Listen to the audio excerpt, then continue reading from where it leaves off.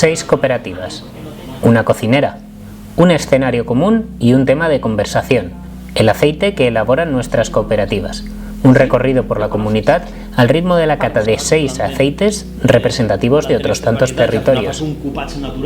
La cocinera Begoña Rodrigo recibió en su restaurante, La Salita, a un grupo de cooperativas valencianas que han hecho de sus aceites una seña de identidad de nuestra tierra.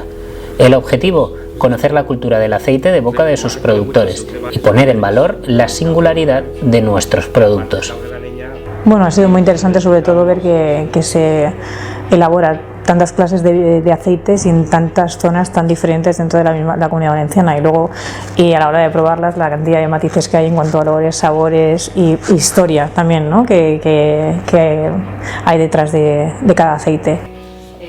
Y así, entre cata y cata, surgen ideas sobre lo que hay que hacer para dar a conocer la riqueza natural valenciana, materializada en unos aceites que son el resultado del esfuerzo de nuestros productores. Tenemos muchas posibilidades y tenemos materia prima, tenemos ideas, entonces lo único que hay que hacer es ponerlas todas sobre la mesa e intentar ver cómo se pueden conjugar para poder sacar un mayor rendimiento. Las cifras del aceite valenciano sorprenden.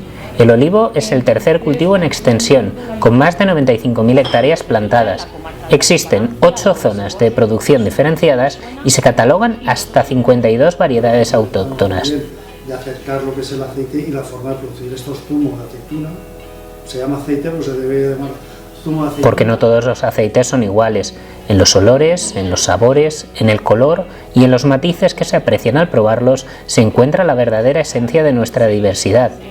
Que l'únic que fa és que a l'hora de catar-lo pues encontres amargs, encontres picants, encontres un frutat en verd un poc con lo que acabem de probar. Hay aceites que yo creo que se comen solos, ¿no? Como los de la Ronchal, que pues siempre los maridarías con un producto que fuese muy liviano, que dejara todo el protagonismo lo que es el aceite, y luego pues hay otros que evidentemente pues ya maridarías mejor con otro tipo de producto, ¿no? A partir de esta conversación, los caminos de nuestros aceites y de la cocina que identifica a Begoña Rodrigo se cruzarán irremisiblemente.